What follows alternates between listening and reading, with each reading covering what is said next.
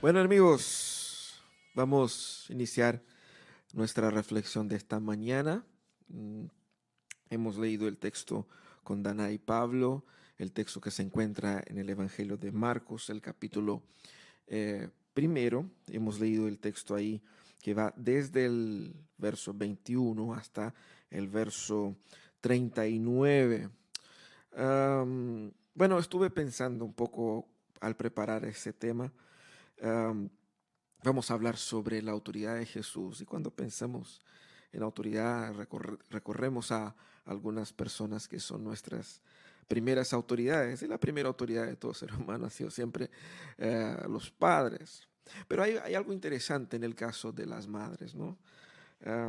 Las mamás, ellas poseen una sabiduría muy particular. El consejo de madre es un consejo muy interesante, porque cuando dicen ponte la chaqueta porque va a enfriar, enfría de verdad. Tiene ese poder para saber, ¿no?, cómo va a ser la temperatura en la tarde. Y también esta otra habilidad de saber dónde están las cosas. Cuando nosotros estamos buscando algo y lo encontramos, decimos, mamá, ¿dónde está? ¿Dónde está? Y no encuentro. Y ella dice, no, se está en tal parte, pero no lo encuentro. Y si voy ahí y lo encuentro, te voy a hacer tragar esta cuestión. Suele pasar, ¿no? Y mágicamente cuando ellas llegan a buscar, ya está ahí, ¿no es cierto? Donde ella dijo. Por lo tanto, las mamás tienen una influencia bastante grande sobre nuestras vidas, y tiene una autoridad, ¿no es cierto? La palabra de la mamá, de los padres obviamente, pero en ese caso, en ese ejemplo, el de la mamá, porque las palabras de autoridad por parte de las madres son muy especiales. Primeramente porque ellas están en esa posición, ellas tienen este derecho por ser madres, ¿no es cierto? Es la posición que le da ese derecho a poder decir lo que dicen, pero también muchos de los consejos vienen producto de su experiencia. La vivencia, el conocimiento de los tiempos también ayuda a que tengan esa autoridad. O sea, tomamos en cuenta lo que dicen las mamás, no solamente porque son nuestras madres, pero porque también junto con ese consejo viene una experiencia de años. Ahí obviamente hay una conciencia en todos nosotros de que si nuestras madres nos orientan a algo, no es porque ellas están en la obligación de hacerlo, no es porque ellas saben o por su experiencia propia, pero hay una misión particular de cuidar al hijo. El deseo de cuidar al hijo hace con que den los consejos que dan. Si bien hoy día en ese tiempo de coronavirus muchos de ustedes están tratando de mantener a sus mamás en la casa, y a veces es difícil, ¿no?, de controlar ahí nuestros hermanos más mayores a que no salgan para que no se vayan a contagiar, pero aprendemos desde casa el concepto de autoridad, no de una perspectiva netamente y únicamente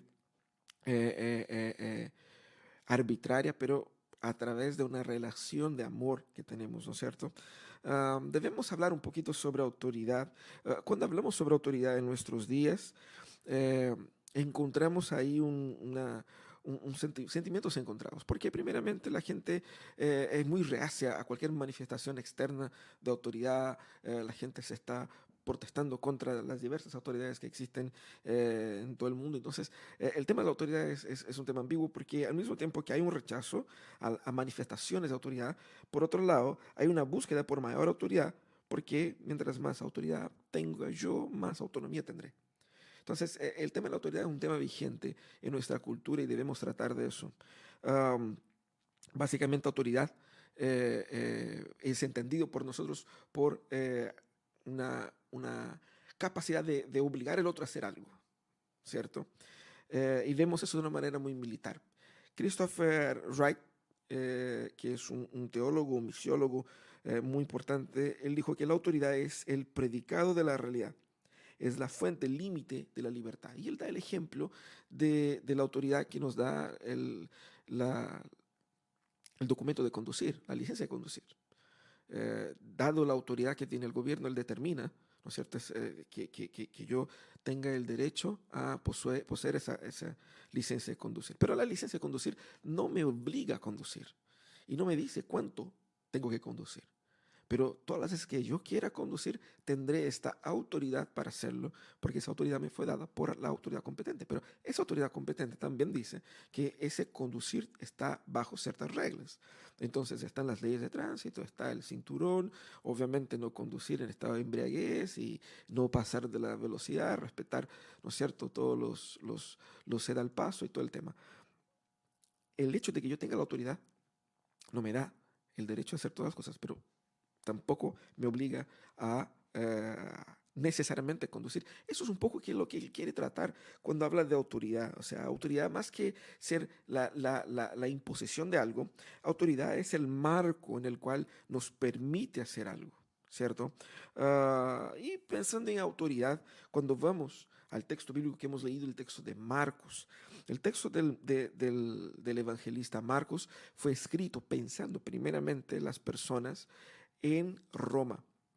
Las personas creyentes, las personas con una cultura, influencia de la cultura romana bastante fuerte. Y en aquel primer siglo nosotros entendemos que el dominio romano había producido lo que es llamada la paz romana. Pero ese dominio vino a costa de muchas batallas, de mucha guerra. El pensamiento del romano estaba vinculado a una figura de autoridad que es bastante pragmática, que es bastante enérgica, que es bastante fuerte. Por lo tanto, la autoridad, desde la perspectiva de los primeros lectores del texto que hemos leído, eh, es una idea de fuerza militar y estrategia política, porque fue exactamente así como el Imperio Romano se consolidó, con imposición de la fuerza política, de la fuerza física, el juego político para conseguir estar en el poder, y la figura del César, la figura del emperador, representaba bien esta realidad.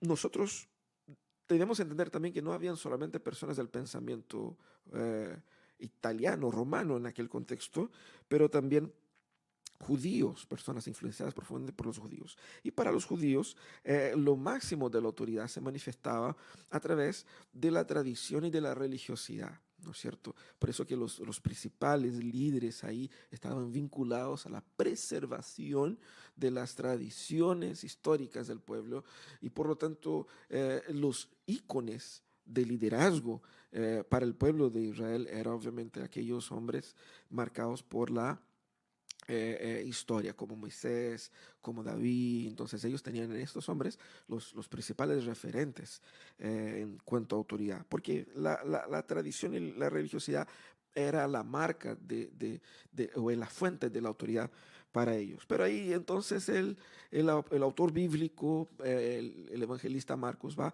y presenta a Jesús. Él está escribiendo para personas que pensaban así como romanos y judíos, y él entonces presenta a Jesús y habla de la autoridad de Jesús bien al inicio de su texto de una manera diferente, ¿no es cierto? Jesús es presentado en el texto en una esfera totalmente diferente de autoridad. Porque no se presenta a Jesús en un aspecto político, el jugueteo político. Jesús no hizo eso. Tampoco muestra poder militar o poder de fuerza, de obligar y de sojuzgar a las personas. En Jesucristo no vemos tampoco Él reclamando únicamente una autoridad procedente de la tradición, porque no es que elimine eso, pero que eso tampoco es relevante para constituir por qué Él tiene autoridad. Entonces, el evangelista nos va a mostrar qué tipo de Jesús es ese. Él pone los estándares, o está en la mente de las personas, los estándares humanos del tipo de líder que los puede sacar de una situación. Y ahí él presenta a Jesús, y presenta a Jesús en ciertas categorías cuyas categorías nosotros trabajamos no tiene sentido, ya no tienen valor. Porque Jesús está tan por encima, que domina todas las esferas de influencia, de realidad que nosotros manejamos. Este es el Jesús, es así como él presenta, ¿no es cierto? Yo prefiero llamar la autoridad de Jesús una autoridad redentora. Porque es así, la autoridad de Jesús es manifiesta en el contexto de su revelación redentora. Y eso es lo que vamos a conversar en esa mañana. Es importante volver al texto y ver qué es lo que el texto dice. Iniciando el texto, el versículo 21, el evangelista dice, entraron en Capernaum y tan pronto como llegó el sábado, Jesús fue a la sinagoga y se puso a enseñar. La gente se asombraba de su enseñanza porque la impartía como quien tiene autoridad y no como los maestros de la ley. Versículos 21 y 22 nos van a mostrar que esa autoridad redentora de Jesús muestra, evidencia, primeramente, una autoridad intelectual. El tipo de autoridad que tiene Jesús comienza siendo una autoridad del tipo intelectual. ¿Qué significa eso? Veamos el texto. El texto dice que Jesús, iniciando su ministerio en la región de Galilea, al norte del territorio donde estaba ahí Jerusalén y todo esto, Jesús va en el día sábado a la sinagoga. Jesús, como judío en su tiempo, él seguía la dinámica religiosa de los judíos. Y quiero hacer un paréntesis aquí. ¿Cuántas veces nosotros, creyéndonos tener la autoridad para hacer y deshacer, tratamos de pasar por alto reglas básicas simplemente porque tenemos el derecho de? No sé, esa regla no se aplica a mí. Jesús aquí podría decir, bueno, esa regla no se aplica a mí. Yo soy el creador del mundo. No tengo la necesidad de seguir estrictamente cada uno de estos pequeños mandamientos, pero bueno, Jesús va. Bueno, era obviamente su intención estar ahí para poder también hacer ver qué tipo de autoridad tiene él. Uh, y él, entonces, en ese contexto, él se pone a enseñar. Había una dinámica normal en la sinagoga, ellos se sentaban y cada uno tenía un momento, y había un momento de lectura bíblica. Probablemente Jesús pidió la palabra para hacer una lectura bíblica. Él se pone de pie, lee el texto en hebreo, alguien traduce al arameo, que era el idioma normal de las personas, y él se sienta a explicar el texto. El tema es que llamó muchísimo la atención de la gente la explicación de Jesús. No solamente por el contenido, pero sobre todo por la forma como Jesús explicaba, la manera como él aclaraba estos temas. Y fíjense que lo que llama a la gente no es que Jesús se destacaba porque, wow, él conoce mucho más que los demás, pero no era el mero conocimiento de Jesús, pero sí era la forma como él transmitía ese conocimiento. Él transmitía ese conocimiento con la autoridad de aquel que hizo posible ese mismo texto. ¡Qué fantástico! Jesús explicando la Biblia es él explicando el texto inspirado por el Espíritu mismo de Dios para revelar a él mismo, porque ese es el propósito último de la Biblia. Entonces, la autoridad de Jesús no era el resultado básicamente de su conocimiento pleno de las Escrituras, porque obviamente él lo conocía. Pero en ese aspecto, por más que el conocimiento de Jesús hubiese siempre superior al de los líderes del pueblo, algún hombre podría sacarse el trabajo de ir y estudiar mucho, conocer mucho y rivalizar en conocimiento. Sabemos, ¿no es cierto? Pero no era ese el tema. La autoridad de Jesús, al explicar el texto, era resultado, además de su amor por la gente. Él tenía un compromiso con esas personas, él amaba a esas personas. Y por lo tanto, cuando él hablaba desde esa característica. ¿Se acuerda lo que yo dije del caso del consejo de mamá? Las madres, cuando nos dan un consejo desde la autoridad del que ama y quiere el bien de su hijo. Aquí Cristo, desde la autoridad del que ama y quiere bien a sus hijos, explica el texto de esa manera. También la autoridad de Jesús viene de la correcta relación con el texto. Obviamente que nada puede competir con la interpretación de Jesús. La interpretación de Jesús de la Biblia es la interpretación final. ¿Por qué? Porque Él es la clave hermenéutica, Él es la clave que abre todos los textos acá, ¿no es cierto? Y más interesantemente es que Él es lo que es revelado en ese texto. No importa cuál sea el texto del Antiguo Testamento que ellos estaban leyendo en ese día, todos los textos apuntan hacia la realidad que es Jesús. Todos los textos apuntan a Jesús. Y por lo tanto, cuando Él explica ese texto doblemente, por la autoridad de aquel que está cumpliendo físicamente delante de los ojos de la gente lo que el texto dice. como aquel que inspiró y produjo ese mismo texto. Por lo tanto, la autoridad de Jesús es una autoridad que no solamente nos informa, pero al transmitir, a revelarnos quién es Dios, nos revela con el poder y con el convencimiento necesario para que yo pueda asumir una postura frente a eso. Porque la autoridad tiene que ver con eso. La autoridad me hace el marco en el cual yo puedo ver cómo actuar. Las leyes de la física, por ejemplo, la ley de la gravedad.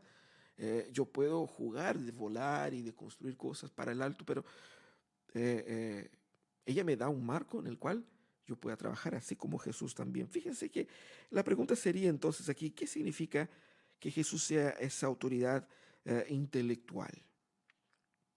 Primeramente, Jesús es la clave última para entender la realidad. Eso es lo primero. Toda realidad, no solamente la realidad religiosa, toda la realidad universal. Es decir, para interpretar las noticias que dan en la tele, Cristo es la clave. Para interpretar los resultados que dan los exámenes científicos, Cristo es la clave. Aquí algunos van a decir, es que no calza ciencia y religión. Fíjese que ¿cuál es el objetivo de la ciencia? El objetivo de la ciencia es encontrar la verdad. Tiene sus métodos y métodos incompletos desde la perspectiva del Evangelio, pero tiene sus métodos. ¿Qué es lo que es Cristo? Cristo es la verdad última. Por lo tanto, la ciencia camina hacia Cristo. Pero Cristo camina revelando de una manera mucho más amplia y directa, utilizando otros métodos, por ser el mismo concepto a ser revelado, la verdad misma. Así que Jesús es el fin de la ciencia. Es la verdad para la cual apuntan todas las verdades. Y aquí somos bien claros. Creemos en una verdad absoluta, porque la verdad absoluta es la única cosa que sustenta lógicamente el universo. Creemos que esta verdad absoluta se encuentra personificada en la figura de Jesús.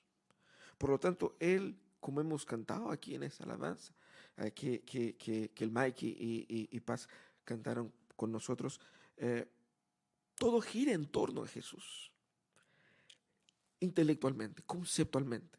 Para entender el mundo, yo tengo que entender el mundo necesariamente a partir de Cristo, porque cualquier visión de mundo que no sea desde la perspectiva de Cristo es una visión de mundo equivocada.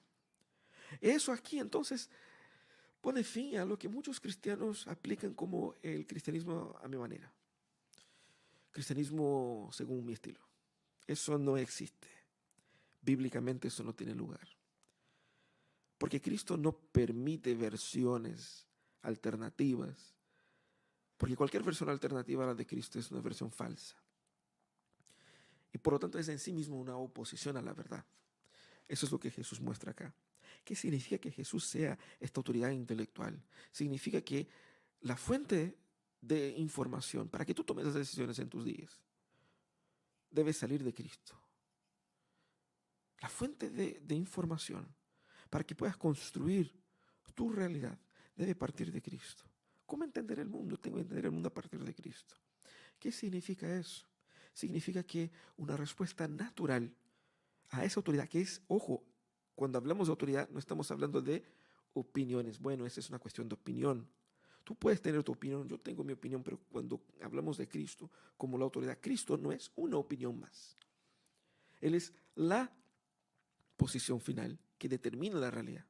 Por lo tanto, estamos hablando de que sí, yo tengo que, para entender la realidad tal como es, rendir mi corazón a la forma como Jesús ve el mundo. Tengo que humillarme ante Él y decir, Señor, yo estoy equivocado. Todas las autoridades, todos los argumentos que yo utilizo para justificar mis actitudes no calzan con esa lógica, con la lógica que define todas las cosas. Ahí es donde nosotros nos rendimos a la autoridad de Jesús como autoridad intelectual. La segunda manera como Jesús ejerce su autoridad también, como vemos en el texto, es como autoridad espiritual.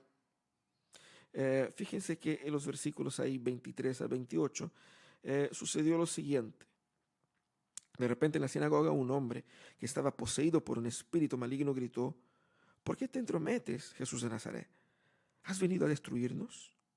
Yo sé quién eres tú, el Santo de Dios. Cállate, lo reprendió Jesús. Sal de este hombre. Entonces el espíritu maligno sacudió al hombre violentamente y salió de él dando un alarido. Y todos se quedaron tan asustados que se preguntaban unos a otros: ¿qué es esto? Una enseñanza nueva, pues lo hace con autoridad.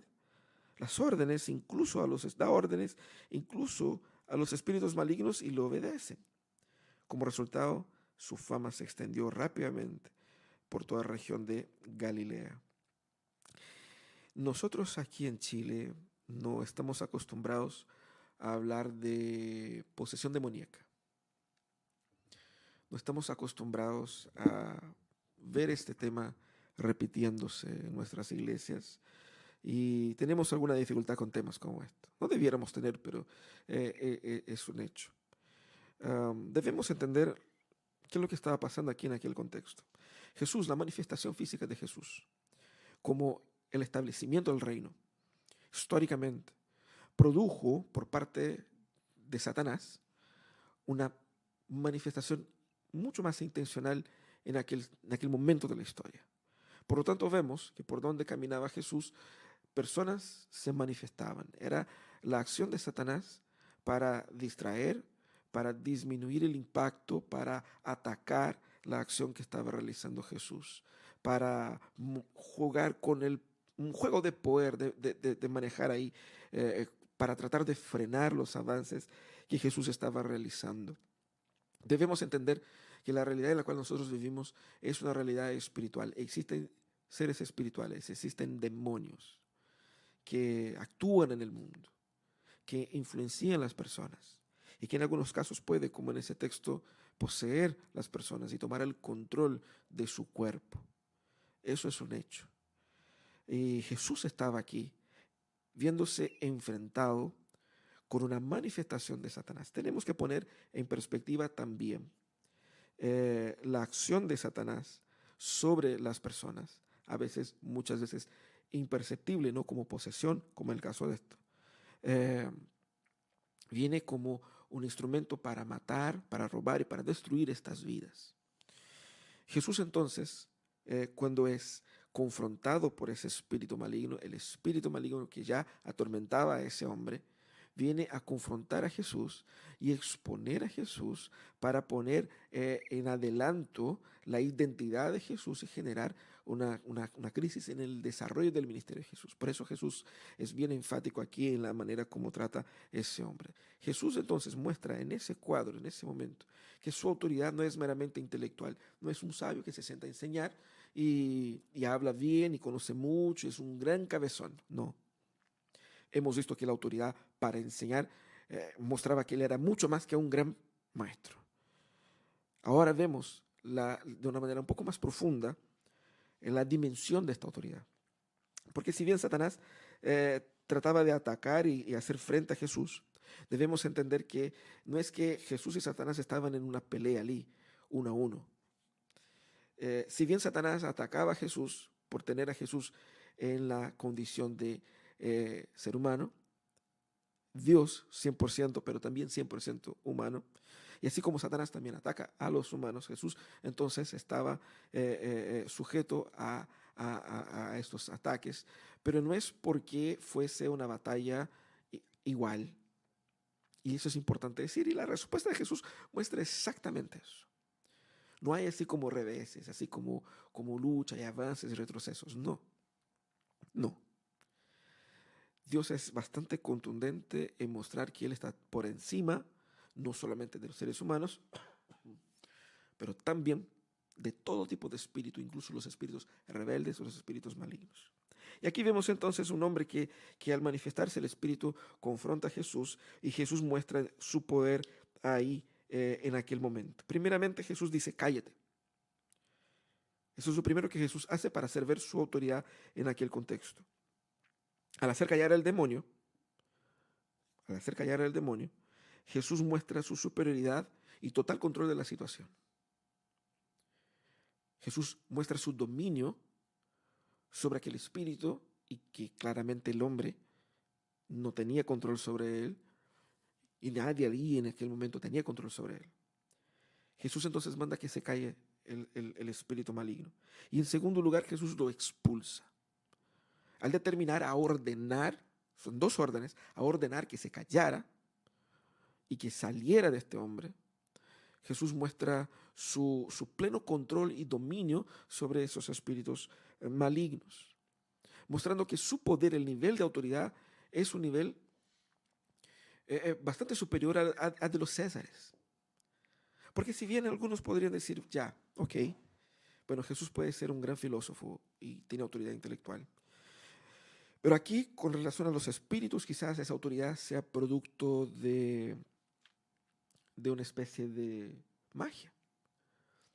De que si él dice las palabras correctas, si él hace los encantamientos adecuados, si él realiza las actitudes de las señales adecuadas, él obtendrá dominio sobre estas fuerzas. Pero no es así. La Biblia muestra claramente que estos seres malignos son seres personales, no son meras fuerzas.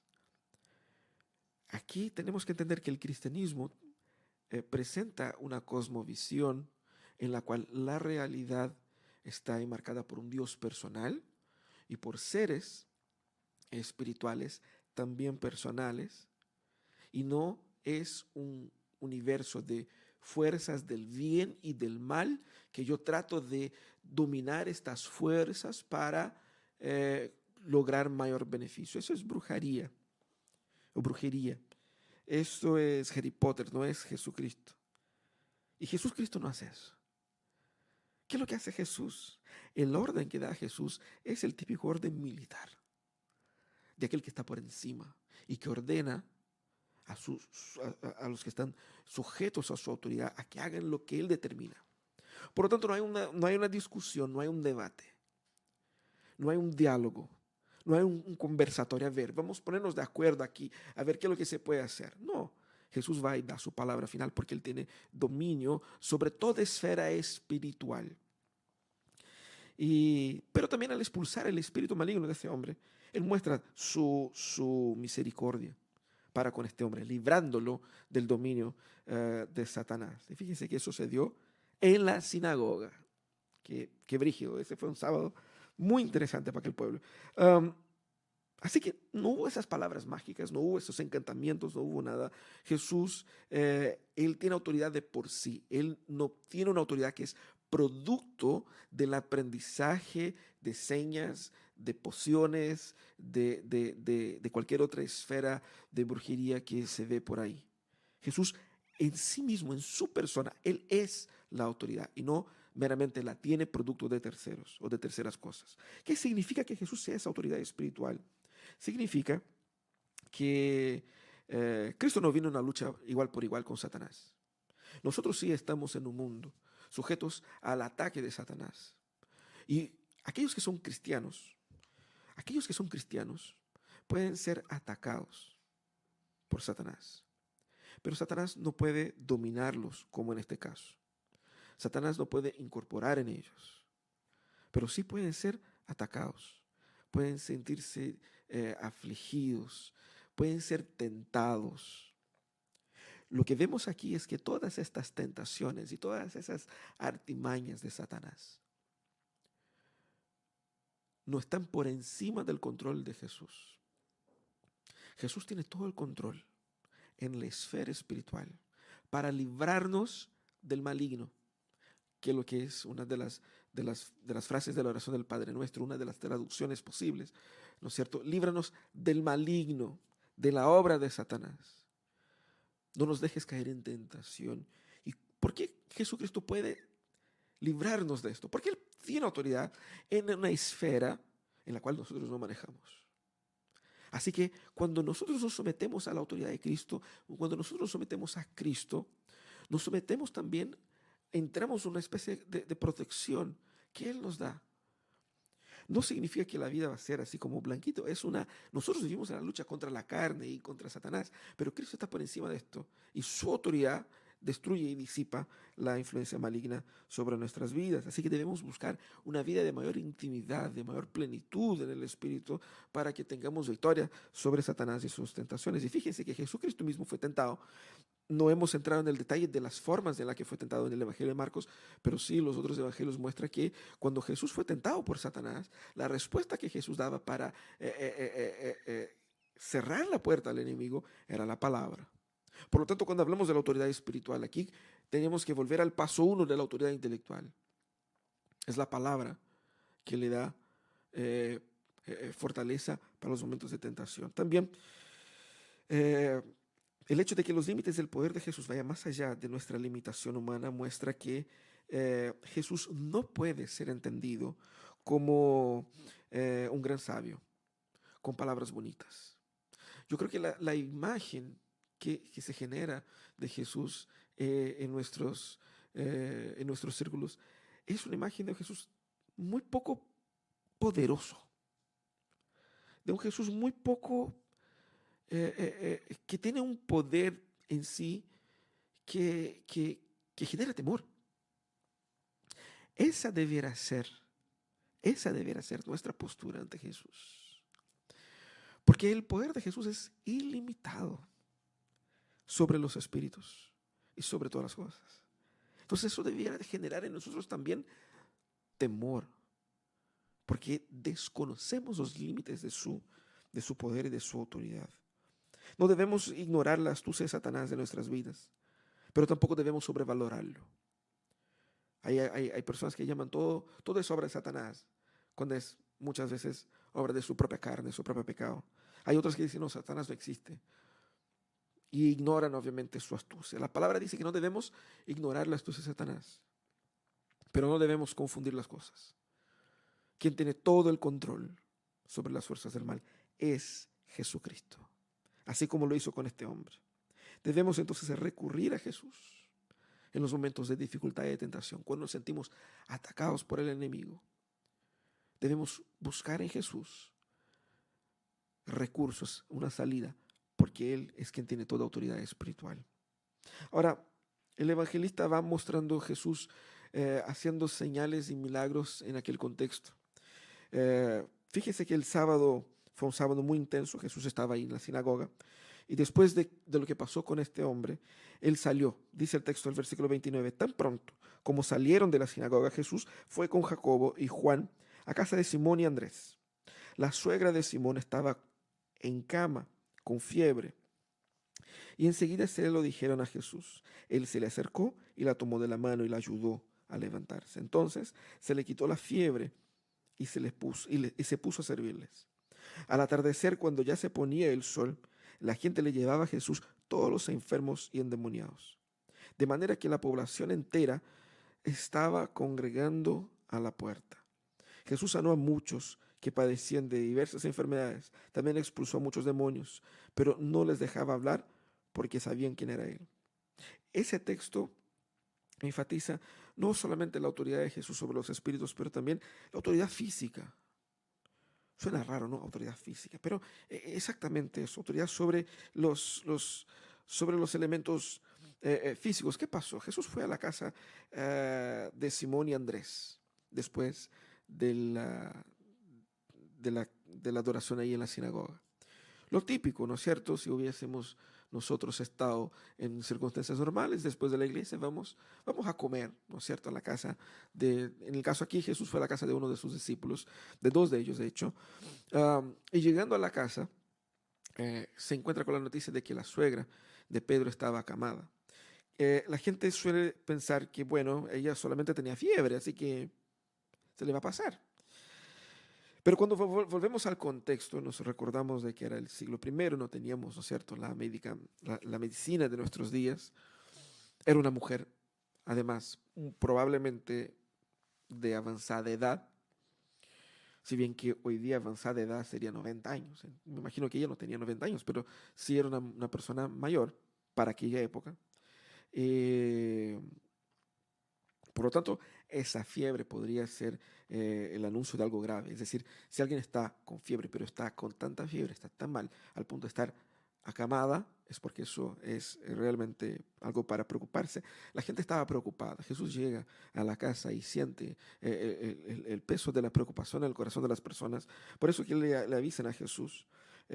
Y Jesús va entonces y se dirige a esa mujer. Nuevamente, no hubo palabras mágicas, no hubo gestos, no hubo un abracadabra que hiciera con que la fiebre se fuera. Porque el poder de Jesús manifiesto acá no es un poder que mueve fuerzas, que no. El poder de Jesús es un poder que está dentro de la realidad científica en la cual nosotros existimos. O sea, cuando hablamos de milagros, no estamos negando la realidad científica de los hechos. Estamos hablando de que el poder de Jesús es tal, la autoridad de Jesús es tal, que Él puede eh, reescribir los límites de la realidad científica en la cual nosotros vivimos.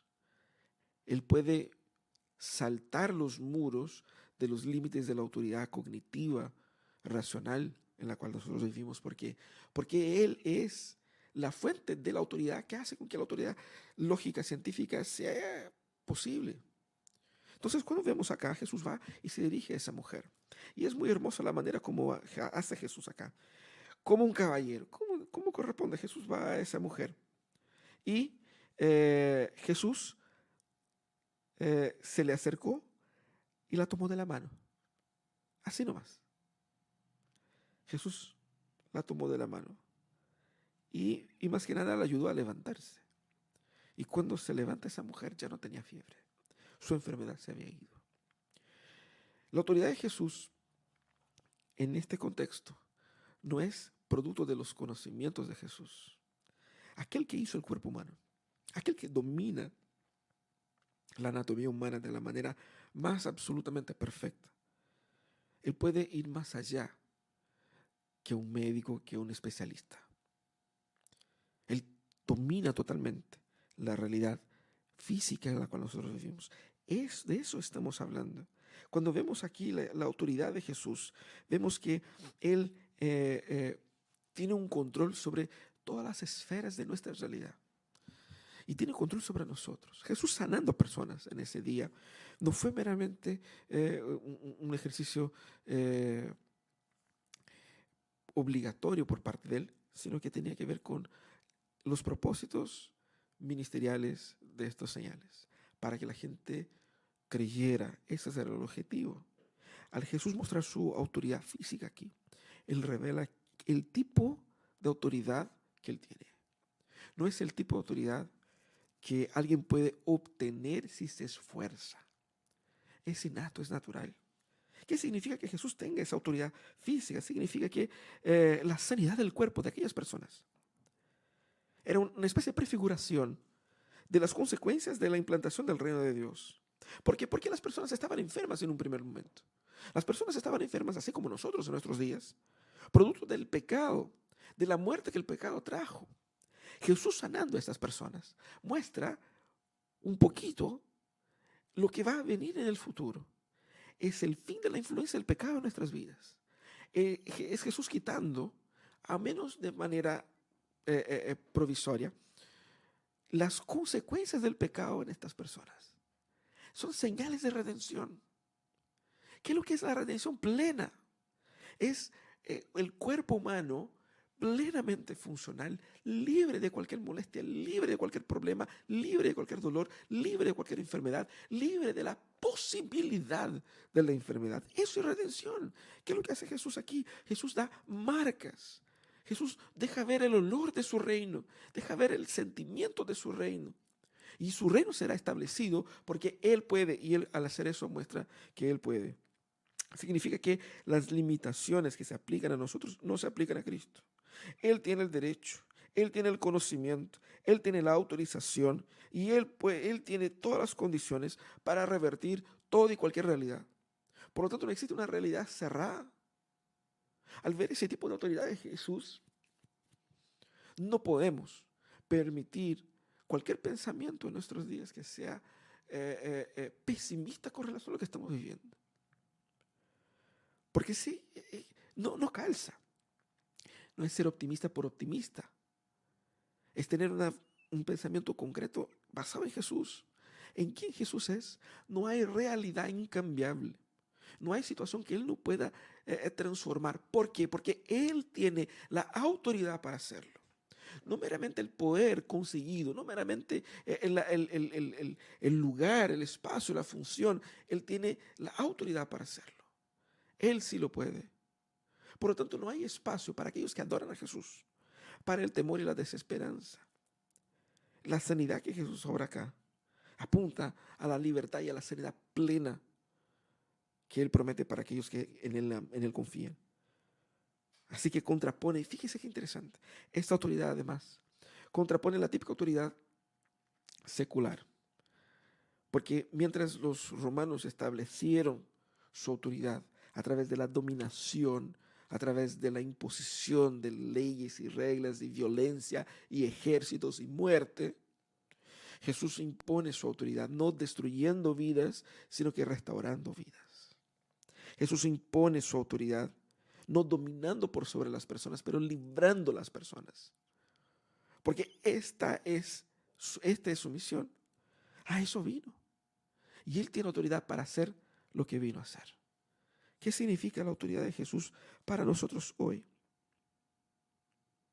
En primer lugar, significa que la versión de Cristo de la realidad es la versión definitiva. Hermanos, puede ser que tengamos diferencias de posicionamiento teológico, pero en Cristo todo se resuelve. Cristo es la clave para interpretar todas nuestras realidades. Por lo tanto, yo no puedo construir cualquier concepto teológico cuyo Cristo no sea este Cristo, con esta autoridad.